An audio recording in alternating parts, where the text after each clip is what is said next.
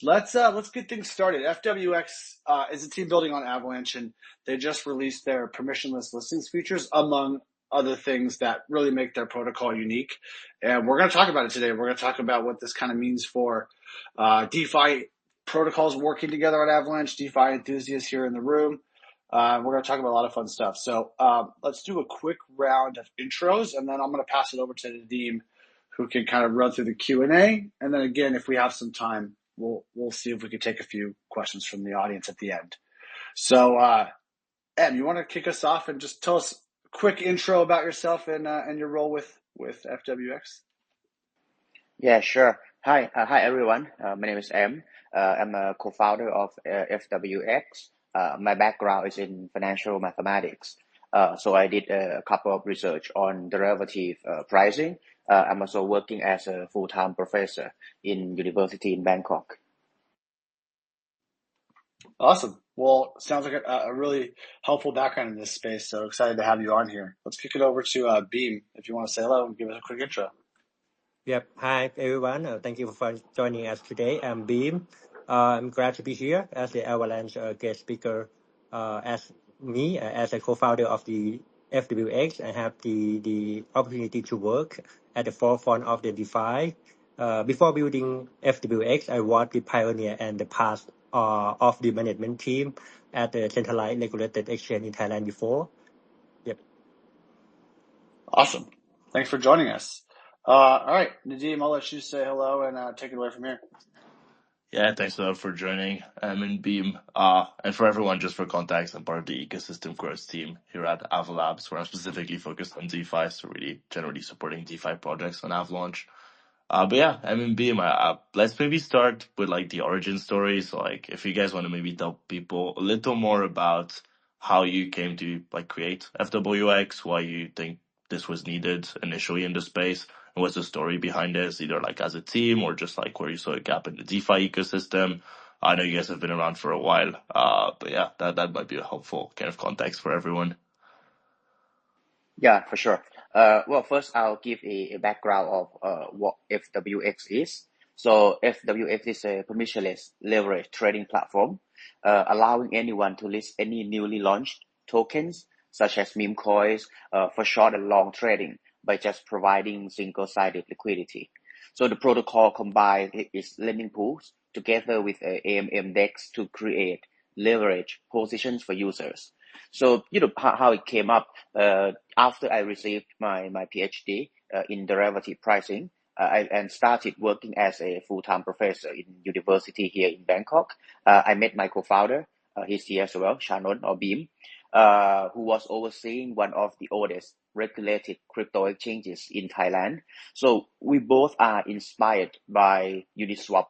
So, we had a vision that, similar to Uniswap, there should be a place for any tokens to be listed for leverage trading without permission. So, after completing the seed round of 5 million USD, led by two of the biggest Thai commercial banks in Bangkok last year, the platform now comes to life.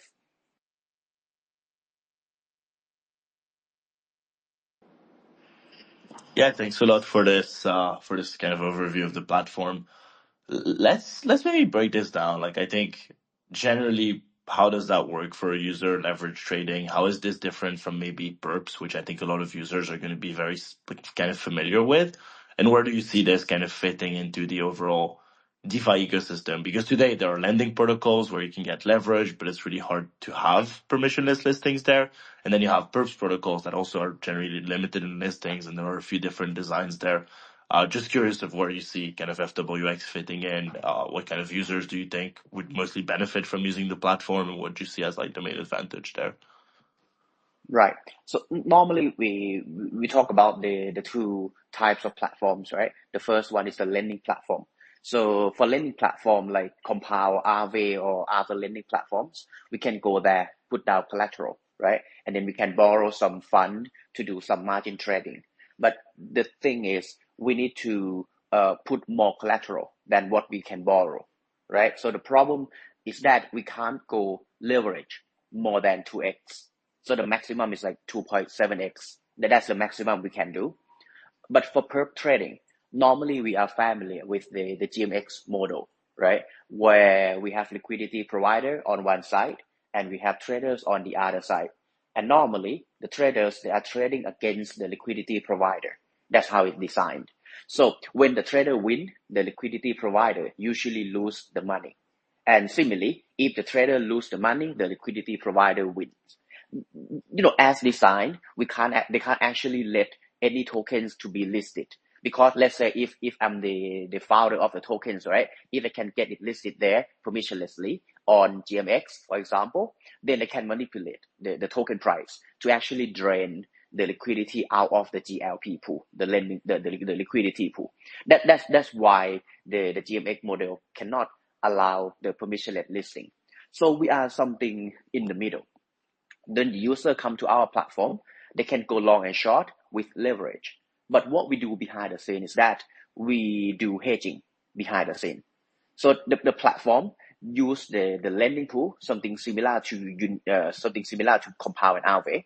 But the thing is, the platform borrows the fund on behalf of the user.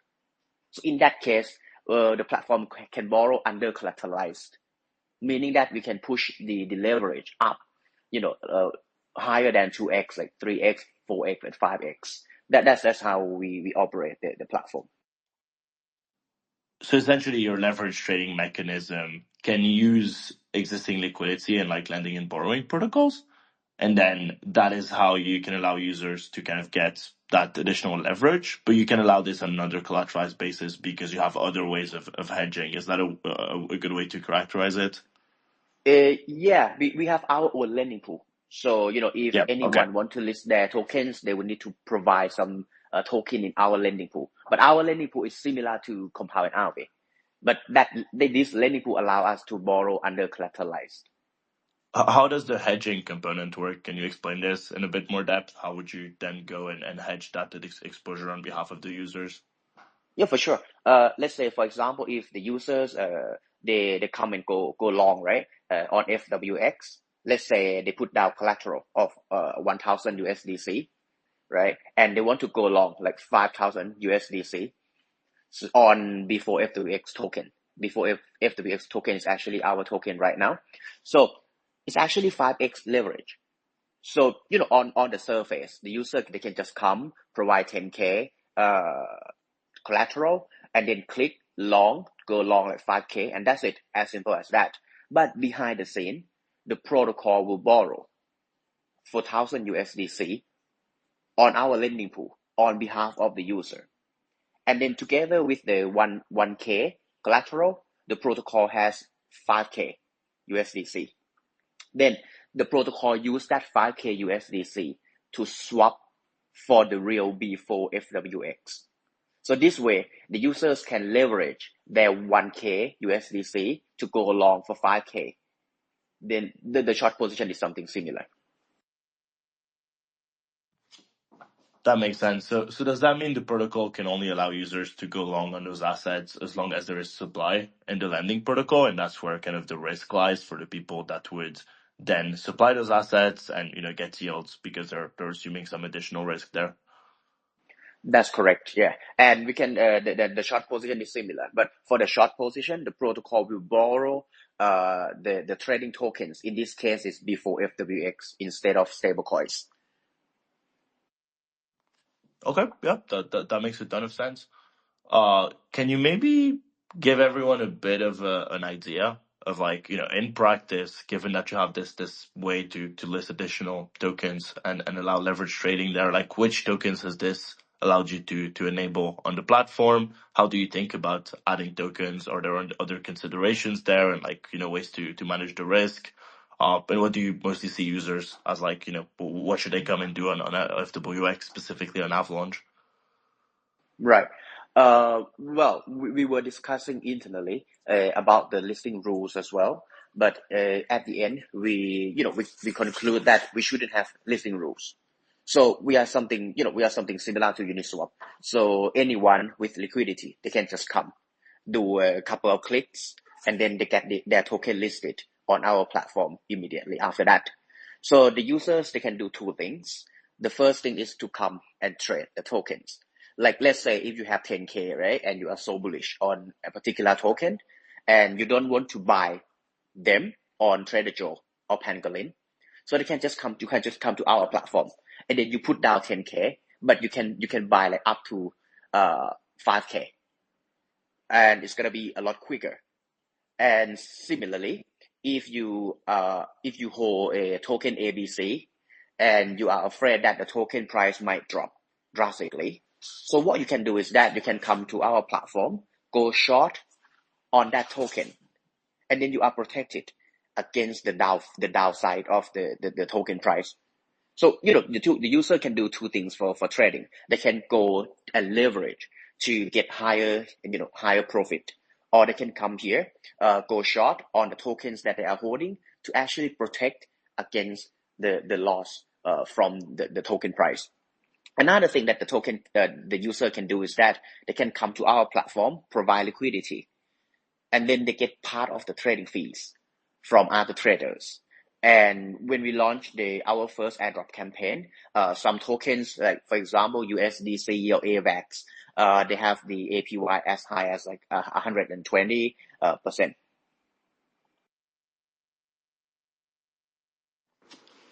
So Yeah, absolutely, yeah. Sorry.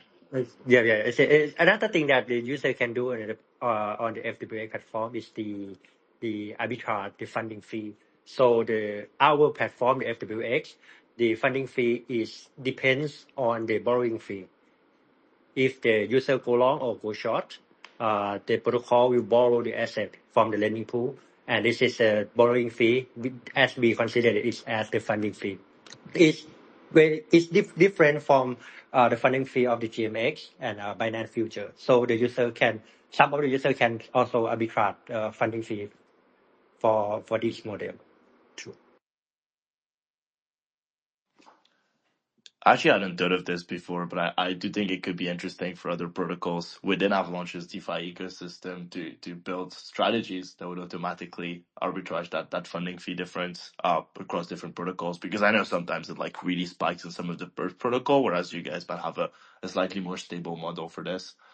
Uh, but to go back to permissionless listing, does that mean anyone right now who has a token, like any meme coin, any liquidity, can just connect their wallet, decides to list the token on the platform, and then as long as there are some users willing to trade it and some users willing to provide liquidity, then you guys can offer a market for it with leverage? That's correct. Yeah, it's as simple as that. That is pretty fascinating. Like, I don't think there are a lot of protocols within DeFi that can do this. It's either perps where you might have more leverage, but it's really limited. Like you were saying, either like pool model with GMX, and then you're limited to those assets, or like kind of their newer listing process, which is still super limited. Or else you have like pure lending protocol or spot trading or some margin trading solutions, but none of them are like as permissionless as this. Where have you seen most demand from the community? Like, do you think people mostly want to supply those assets because they want to earn yield on like assets that aren't enabled on most lending protocols? Do you think they mostly trade? Like, is this a case where you usually have a lot of volume and you're constrained by liquidity? Is this a case where you have more liquidity and you're looking to get the traders? Just curious, like, where you're seeing more of the interest come in. Yeah, at this moment, most of our users are traders, and the most traded tokens are COQ. Because there's lots of people who are bullish on the tokens, and then they came and then they do leverage like 4x, 5x on the tokens. But as the market recovers, we are expecting to see more and more tokens coming out into the space. Because if you can remember, like 5-6 years ago, right? During DeFi summer, we have so many tokens getting out of the space, and then trading platforms like Trader Joe and Pangolin, they experience like so many tokens being listed into the platform. So we are expecting in the next month, in the next coming months, or maybe in Q4, when the market comes back, then there will be a lot more tokens coming out, and then we're expecting to see more and more tokens being listed in our platform, because it's pretty simple. There's no impermanent loss. So the token founders, the token holders, they can just come provide liquidity, gain additional yield, and that seems makes it seems to make sense to actually list the tokens in the platform. Yeah, I see your point. Like maybe there's been a slowdown in token launches. I mean, there were a lot of meme coins around, and you guys have been kind of jumping on that opportunity and listing those assets. But if there's anything like DeFi Summer or like other coins that start being more prevalent, I think you guys are a pretty obvious first avenue for enabling leverage trading. And I'm sure a lot of projects will be happy to know about this and kind of come to the platform with their token. And as long as there's users on both sides, that should be pretty obvious. Uh, do you guys support like aggregators? Are there any like integrations, other platforms through which I can use FWX? Is this something that is planned down the line? Just thinking about general user experience because a lot of users might not know you exist and just be looking to get leverage on a trade. How would you get them to this platform or be able to like let them route through this? Is it the case where they mostly have to come to the UI and know about it and you just want to get the word around? Can you white label any of this or like work with aggregators? Just curious about the strategy there. Yeah, we are exploring many choices. The first one that you mentioned, the aggregator. The problem about the aggregator is that we list the tokens which normally are not on any other perps. So it's kind of strange when user can trade like one token and it's only available on us. But we are still like in the discussing process, like how we can make that happen with the aggregator. But our approach right now is that in order to get more and more tokens listed in our platform, we want to go and discuss with partners, token issuers. So we are located in Bangkok, and we are going traveling around to actually see like project founders, whether or not they want to get their token listed. And once the tokens are listed in the platform, then the team, the token teams, they'll go and tell their community that guys, instead of buying token 1x, you can buy our tokens right now 5x at FWX. So we are looking to see that kind of phenomenon from the communities where they have their tokens listed in our platform. Okay, so in a sense, you're essentially outsourcing that user acquisition to projects. They can go about it whatever way they want, and you just provide this underlying mechanism. I'm sure you can assist them if they have any questions about the listing process, any security around that, and you would work directly with them, and then it's up to them to get their community in, get their token holders to either trade or supply that liquidity, and that's how you're thinking about growing within the Avalanche ecosystem as well as other ecosystems, right? That's correct. Yeah, that's the main point. Are you planning any other features on top of the platform these days or anything that you can share with everyone here? You did mention that like opportunity for arbitrage, which I think is interesting. I know you guys are also available across different chains. I don't know how that comes into the equation, aggregating between different chains, but yeah, I'll let you answer first. Right. Well, let's get back and touch on the arbitrage thing first. Yeah. Well, normally we know that the funding rate, it depends on the amount of short and long position, right? If the long position if the demand for long position is higher than the short position, then the funding rate will be positive. And during the bull run, then the funding rate is very, very positive. It's super big, right? But in our platform, as when user go long, it's not actually to go long on purpose. It's actually to borrow the fund from the lending pool. So our borrowing rate or funding rate in this context doesn't depend on the discrepancy between the long and the short positions. So you can see clearly that during the bull market, the funding rate in the exchange could be super high, but the funding rate for shorting in our platform could be like very, very low. So they can do like shorting out in our platform and go longing on centralized exchange or shorting on centralized exchange and do long on our platform, and then they gain the difference between the two. But that is normally for high level users, or they can do it like using us and GMX together to actually get higher return permissionlessly. Talking about the more features coming out, right now we are developing a small feature called stake bet, and it is launching very soon. Things are already done. The development is already done. So our idea is that we now have the token called B4FWX launched already, and those tokens are from the airdrop season 1. So we launched the tokens for users who participated in the airdrop, and we plan to let user to do betting using our tokens. So what they can do is that, let's say we have two choices, choice A and choice B, and the user can bet for choice A and choice B. And during the betting period, let's say a month, they enjoy the APY as well. So it's like a combination of staking and betting, or 2 in 1. So in the whole month, they will get the staking APY, and in the end, if they win the bet, they also get the principal and the interest from the losing side as well. That's one of the feature that we are launching very soon. And now we are launching a airdrop season 2 as well.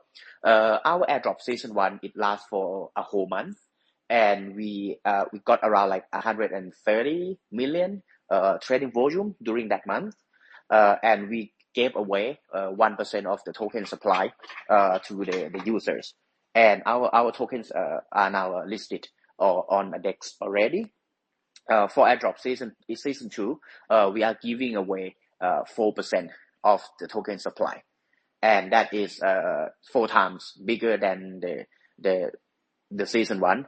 And now the market cap for the season 1 token, which is 1%, is around 4 point something million already. So that should be what you guys might be interested in.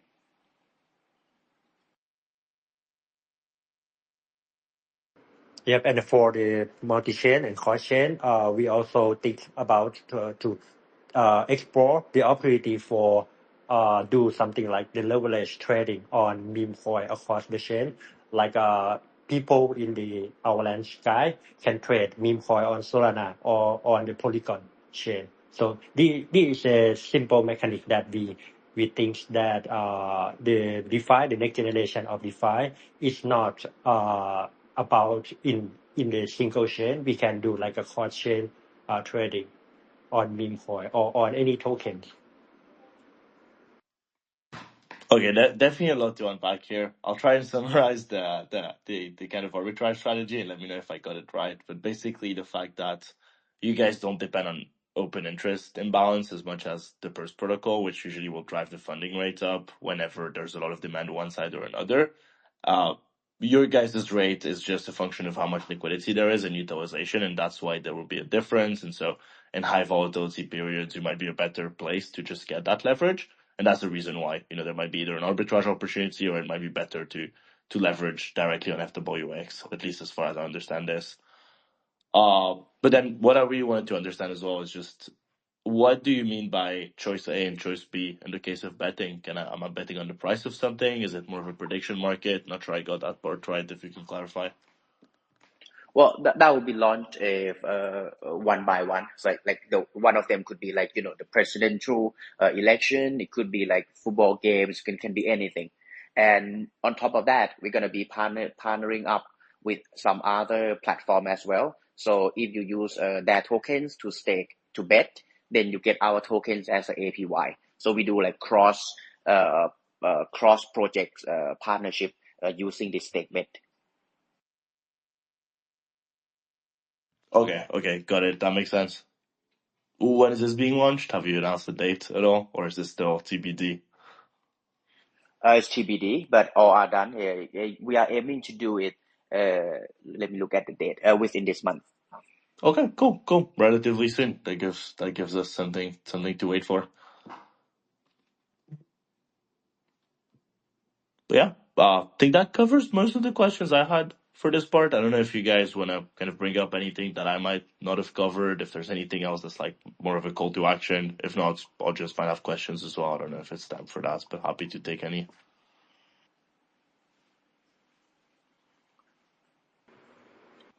Yeah, we could definitely take some questions from the audience if anybody wants to come on up. But in the meantime, and or Beam, if you guys have any particular things that you haven't been able to share yet, like features that are coming up soon, or things that people should be looking out for, or even just like ways that they should kind of get involved in your community. If you have anything that you want to share, let us know. And then if anybody in the audience has questions, just request to be a speaker and we'll pull you up. Yeah. Well, the next big thing that we're gonna be launching is the multi-chain, as Beam already mentioned. But on that multi-chain, we're gonna do two types of leverage trading. We already talked about the leverage trading using the borrowing fund, right? But the drawback of our platform is that if users want to trade the tokens which are already available on centralized exchanges or on other big platforms, then it's less efficient to trade in our platform, right? Because it's always cheaper to trade on perps. So we want to build perps in our platform as well. So we are launching perp on our platform, but only for big tokens. So then we have two markets. The first market is for like big tokens. User can trade using like something similar to GMX model in aggregated pool. But for like small tokens in permissionless section, they can trade using the mechanism that I already mentioned before. And in the end, we're going to do cross-chain, but that is still in the pipeline. But the one before, the one that I just told you is already done. In the contract is already with the auditor. But the pipeline to do cross-chain is that if you are on Avalanche, but you want to trade meme coin on let's say Base or some other chains, can you do that cross-chain, like, leverage trading cross-chain for meme coins and things like that? Awesome. Yeah. Thanks for the update on what's coming up. We do have one question that's popped up here. So, Blockchain Sup, you can go ahead. And if you have a question for the FWX team here. Oh, man, I'm sorry. I didn't have a question. I thought you said if we had anything we were bringing. No, it was no. We want to bring audience up for Q&A if they have a question for M or Beam here. My bad. Yeah, all good. I just want to make sure that we honor their time and give anybody else time to ask some questions. Yes, Cool. I'm sorry about that. No worries. Thanks. Appreciate you coming by. Anybody else that has a question that they wanted to bring up? If not, we can wrap things up today. We'll have this Spaces just like all of our other ones up as a recording on YouTube probably in the next couple of days. So we'll be pushing that out so everybody could share that and re-listen to it. But definitely glad to have the FWX team on with us today. Appreciate all the insights into the new permissionless future listing, and excited to see what you guys build and bring to the space going forward. I think there's a lot of new things that people may not know about yet here. So Nadim, if you have any final thoughts as well.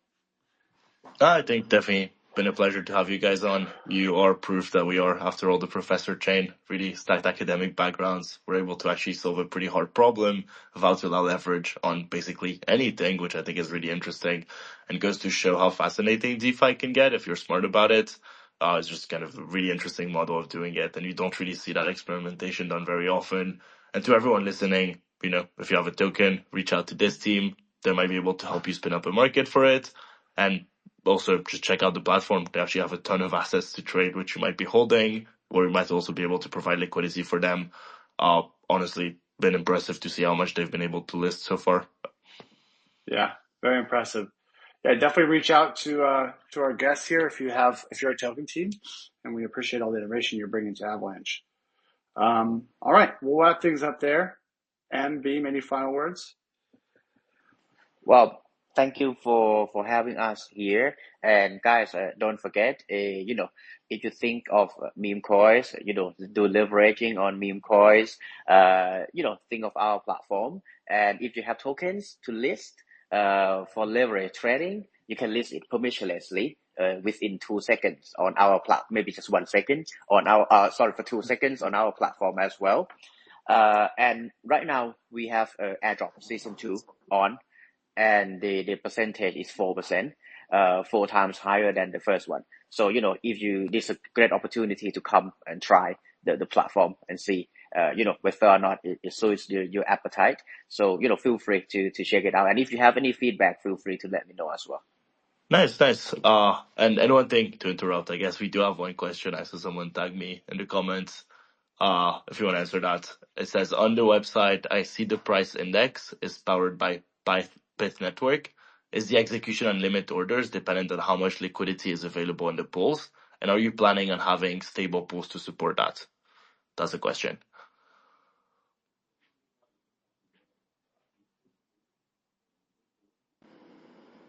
Oh yes. So the Pi network that is available on the major token. So when the user trade on the major token, we use the models that use the Oracle price instead of the price from the DEX, and we have our liquidity pool as the DEX is called the Subnet DEX. So the Subnet DEX is only for the major token that the DEX is become the counterparty of the traders directly, and people can trade, go long and go short in the FWX major token directly on the Subnet DEX with our Subnet DEX.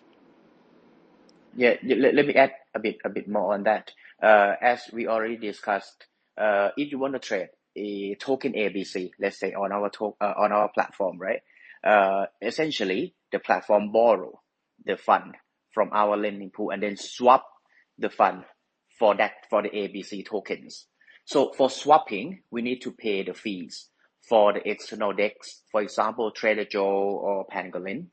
And for major tokens, like for example, AVAX, these could be big fees for user, and user may prefer paying this fee to Perp's platform like GMX, which offers like a lot lower fee.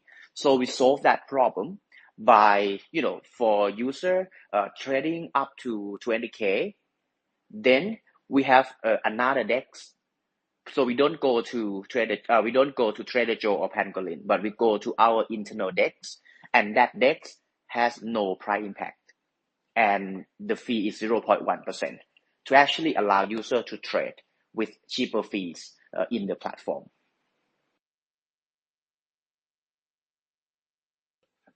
Awesome. Thanks for answering that last minute question, and thanks to Nadim for bringing that up. So yeah, we'll wrap things up there. We appreciate everybody's time. Appreciate our guests for coming on from wherever you are across the world. And we'll be back with more Unlocking DeFi Spaces in the coming weeks. And stay tuned for the recording to be posted on YouTube. But we'll just say goodbye for now and have a good rest of your day or evening. And we'll see you later this week. Thanks, everyone. Yep. Thanks, everyone. Bye. Thank you. Thanks a Have a lot.